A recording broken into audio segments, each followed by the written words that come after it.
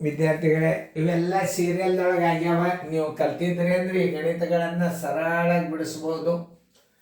ಬೇಕಾದಂಗೆ ಗಣಿತ ಮಾಡ್ರಿ, ಮಾಡೋದಾದಿಂದ ಉತ್ತರ ಹಾಕ್ರಿ.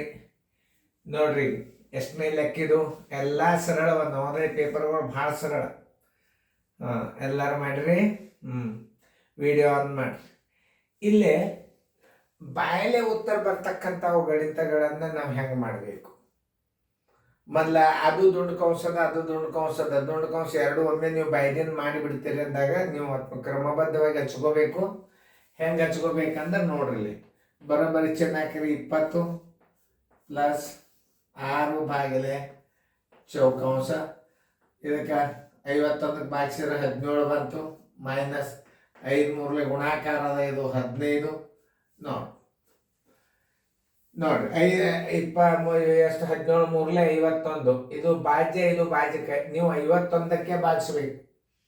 ನೆನ್ಪಿಟ್ಕೋರಿ, ಇದು ಭಾಜ್ಯ, ಇದು ಭಾಜ್ಯಕ.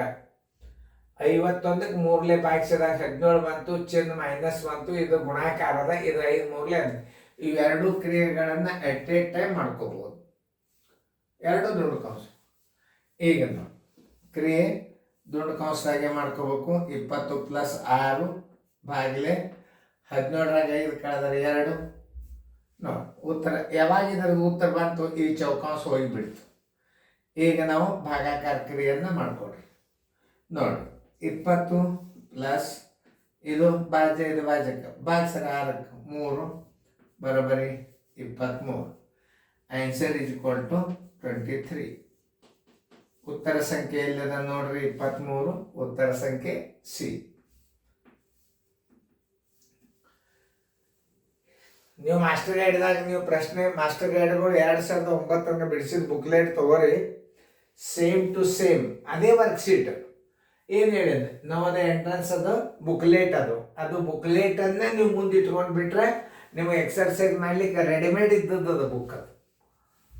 ಅದನ್ನು ನೀವು ಉಪಯೋಗ ಮಾಡ್ಬೋದು. ಮಾಸ್ಟರ್ ಗೈಡ್ ಬಿ ಪ್ರಕಾಶನ್ ಸರ್ಗೆ ನೀವು ಫೋನ್ ಮಾಡಿ ಆ ಬುಕ್ಕ ತರಿಸೋರಿ.